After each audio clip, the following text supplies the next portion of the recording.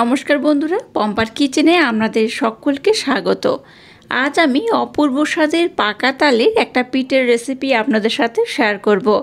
পিঠে আমরা নানা রকমভাবে বানিয়ে থাকি, তবে পাকা তাল দিয়ে আজকে যে পিঠের রেসিপিটা আপনাদের সাথে শেয়ার করছি, আশা করছি আপনাদের ভীষণ ভালো লাগবে। এটা দেখতে যেমন সুন্দর, খেতে তেমনই অপূর্ব অসাধারণ। তাহলে চলুন দেরি না করে আজকের এই অপূর্ব স্বাদের পাকা তালের পিঠের রেসিপিটা দেখে নেওয়া যাক। এবার আমি নারকেলের পুরটা বানিয়ে নেব। তার জন্য দেখুন এখানে এক বাটি আমি নারকেল কুড়ানো নিয়ে নিয়েছি, সেটাকে দিয়ে দিলাম। গ্যাসের ফ্লেমটাকে লো রেখে প্রথমে এই নারকেল কুড়ানোটাকে একটু নাড়াচাড়া করে ভেজে নেব। গ্যাসের ফ্লেমটাকে একদম হাই দেবেন না, লো করে একটু নাড়াচাড়া করে নিতে হবে।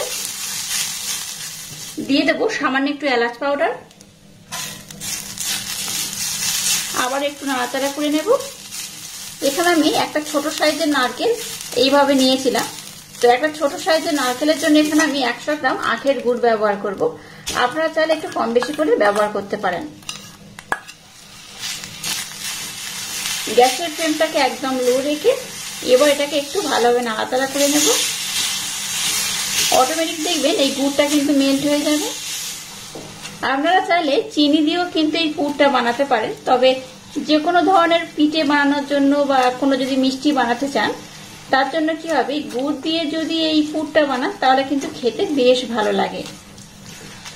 গ্যাসের ফ্লেমটাকে একদম লো করে দেখুন পুরটাকে আমি রেডি করে নিয়েছি। কত সুন্দর দেখতে হয়েছে দেখুন। এটা তো দেখতে সুন্দর লাগছে, খেতেও কিন্তু অসম্ভব মজাদার হয়। এই পুরটাকে আমি কিন্তু আর বেশি ঘন করব না, কারণ এটা যখন ঠান্ডা হবে তখন কিন্তু আর একটু ঘন হয়ে যাবে। এই পর্যায়ে গ্যাসটাকে বন্ধ করে দেব আর পুরটাকে একটু হালকা আমি ঠান্ডা করে নেব। এবার দেখুন গ্যাসটাকে জেলে দিয়ে একটা ফ্রাই প্যান বসিয়ে দিয়েছি। এর মধ্যে দিয়ে দেবো 2 কাপ লিকুইড দুধ। এই 2 কাপ লিকুইড দুধ আমি এখানে দিয়ে দিলাম। এখানে দিয়ে দেবো 1 চামচ চিনি আর দিয়ে দেবো 1 কাপ পাকা তালের পাল্প। পাকা তালের পাল্পটাকে আমি ফুটিয়ে ঘন করে জাল দিয়ে রেখে দিয়েছিলাম, সেটা এখানে আমি দিয়ে দেব। 1 কাপ দিলেই হবে। এবার আমি পাকা তালের পাল্প আর এই দুধটাকে খুব ভালোভাবে কিন্তু এইভাবে নাড়াচাড়া করে মিক্সড করে নেব আর একটু ঘন করে ফুটিয়ে নেব। আজকের একদম ইউনিক পদ্ধতিতে যে পিঠেটা বানাবো, আশা করছি আপনাদের ভীষণ ভালো লাগবে। তো এইভাবে প্রথমে একটু ভালোভাবে নাড়াচাড়া করে এই পাল্পটাকে দুধের সাথে এইভাবে মিক্স করতে হবে আর তারপর একটু ফুটিয়ে নিতে হবে।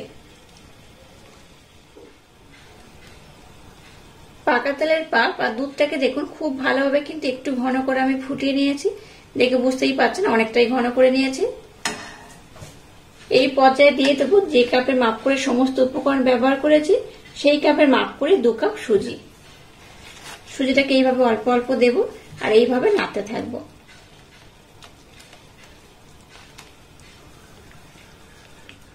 গ্যাসের ফ্লেমটাকে এবার একদম লো রেখে এই সমস্ত মিশ্রণ একসাথে কিন্তু ভালোভাবে মেখে নিতে হবে। যেমন একটা টাইট ডো বানায় ঠিক সেইভাবে কিন্তু একটা ডো বানিয়ে নিতে হবে।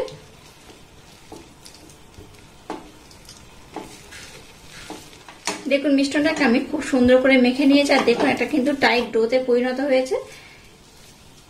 এটাকে আর খুব বেশি টাইট করার দরকার নেই, এটা যখন ঠান্ডা হবে আর একটু টাইট হয়ে যাবে। এবার আমি গ্যাসটাকে বন্ধ করে দেব আর মিশ্রণটাকে একটু হালকা ঠান্ডা করে নেব। খুব যেমন ঠান্ডা করব না, আবার খুব গরম অবস্থায় কিন্তু মাখাও যাবে না, তাই হাত দিয়ে মাখাতে পারলে যেমন হয় ঠিক সেইভাবে কিন্তু এটাকে একটু ঠান্ডা করে নিতে হবে।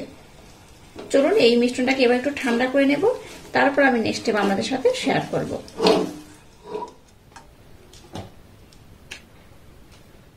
মিশ্রণটাকে এবার দেখুন একটু আমি হালকা ঠান্ডা করে নিয়েছি। এবার এখানে দিয়ে দেবো 1 চামচের মতো ঘি। এবার এই সমস্ত উপকরণ আমি খুব সুন্দর করে মেখে নেব। যেমন করে আমরা রুটি বানানোর জন্য ডো বানাই ঠিক সেইভাবেই কিন্তু মিশ্রণটাকে মেখে নিতে হবে। এই মিশ্রণটাকে যেমন খুব টাইট করে মাখাবেন না, আবার খুব কিন্তু নরম করে মাখালেও হবে না। যদি মনে হয় মিশ্রণটা একটু টাইট রয়েছে তাহলে এখানে একটু জল কিংবা দুধ দিতে পারেন, মানে লিকুইড দুধ কিংবা জল দিয়ে এটাকে একটু ভালোভাবে মেখে নিতে হবে। দেখুন মিশ্রণটাকে আমি কত সুন্দর করে মেখে নিয়েছি। এইরকম কিন্তু একদম মোলায়েম সফট করে মাখাতে হবে।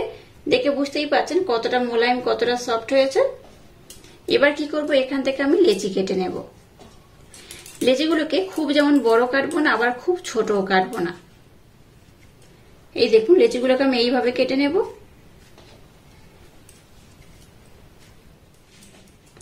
এবার দেখুন একটা লেচি এইভাবে আমি গোল করে নিয়েছি। এবার সামান্য একটু ময়দা আমি নিয়ে নেব, একদম অল্প করে, খুব বেশি দরকার নেই, অল্প করে এইভাবে নিলে হবে। এবার এটাকে আমি বেলে নেব। খুব পাতলা করে যেমন বেলবো না, আবার খুব কিন্তু মোটাও রাখবো না। এইভাবে দেখুন আমি বেলে নিলাম। একইভাবে আর একটাকে আমি নিয়ে নিয়েছি।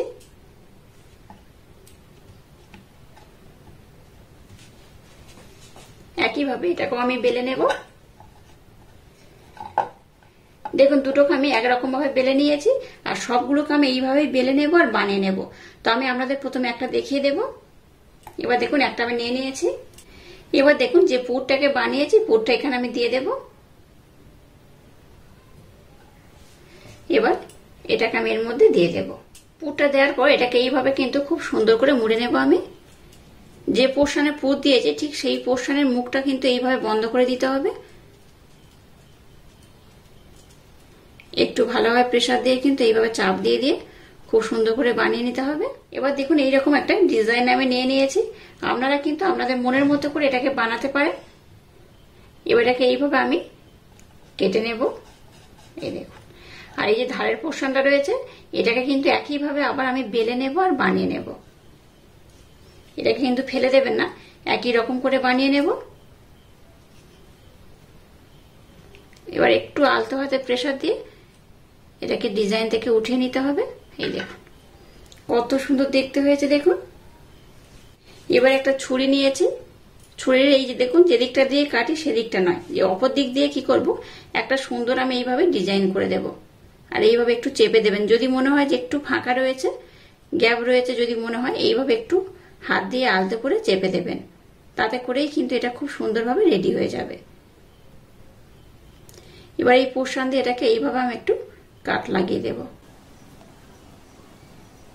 এইভাবে দিলে কি হবে, দেখতে খুব সুন্দর লাগবে। দেখুন এটা কত সুন্দর দেখতে হয়েছে। আর এইভাবে কিন্তু সব পিঠেগুলোকে আমি সুন্দর করে প্রথমে বানিয়ে নেব। আপনারা আপনাদের মনের মতো করে কিন্তু এই ডিজাইনটা বানাতে পারেন। আবার আমি একটা ওইভাবে বেলে নেব। আবারও একইভাবে একটু পুর আমি দিয়ে দিলাম, আর এটাকে এর মধ্যে আমি দিয়ে দেব।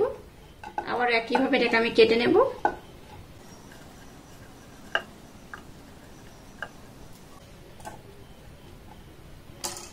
দেখুন এটাকে আমি একই সুন্দরভাবে করে নিয়েছি, দেখে বুঝতেই পারছেন কতটা সুন্দর হয়েছে।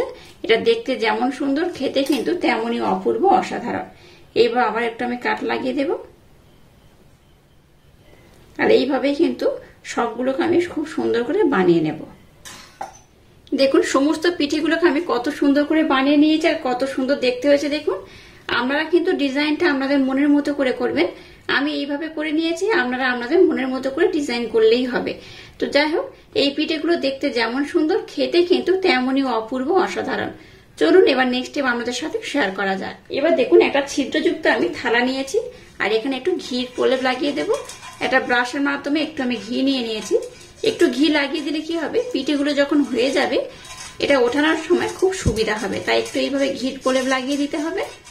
এবার এই পিঠেগুলোকে এর মধ্যে আমি এইভাবে সাজিয়ে দেব। কোন রকম তেলের ব্যবহার ছাড়াই এই পিঠেগুলো বানাচ্ছি। আশা করছি আপনাদের ভীষণ ভালো লাগবে। তো এইভাবে অল্প অল্প বানিয়ে আমি খুব সুন্দর করে আরো কিছু বানিয়ে নেব আর খুব সুন্দর করে ভাপিয়ে নেব। এবার দেখুন গ্যাসটাকে জ্বেলে দিয়ে একটা কড়া বসিয়ে দিয়েছি, আর কড়ার মধ্যে জল দিয়ে দিয়েছি। এবার এই থালাটাকে আমি এর মধ্যে বসিয়ে দেব। গ্যাসের ফ্লেমটাকে প্রথমে 5 মিনিটের জন্য একটু হাই দেব, তারপর লো করে এটাকে আমি খুব সুন্দর করে ভাপিয়ে নেব। আর এখানে বলে রাখি, এটা দেখতে যাতে ভালো লাগে তার জন্য উপরে একটু আমি টুটি ফুটি দিয়ে দিয়েছি। আশা করছি টুটি ফুটি আপনাদের হাতের কাছে সবসময় থাকে। টুটি ফুটি না থাকলে অন্য কোনো ড্রাই ফ্রুট দিয়েও কিন্তু এটাকে সুন্দর করে ডেকোরেশন করতে পারেন। তো যাই হোক, এবার এটাকে আমি খুব সুন্দর করে ভাপিয়ে নেব। 15 মিনিট সময় দিয়ে এটাকে আমি খুব সুন্দর করে ভাপিয়ে নিয়েছি। আর দেখুন কত সুন্দর হয়েছে। এখানে হাত দিলেই বুঝতে পারবেন এটা হয়ে গেছে কিনা। অনেকটাই কিন্তু এরকম নরম হয়ে যাবে, দেখেই বুঝতে পারবেন এই পিঠেটা হয়ে গেছে। তো এবার এটাকে আমি ঠান্ডা করে নেব, তারপর আমি আপনাদের দেখাবো পিঠেটা কত সুন্দর হয়েছে।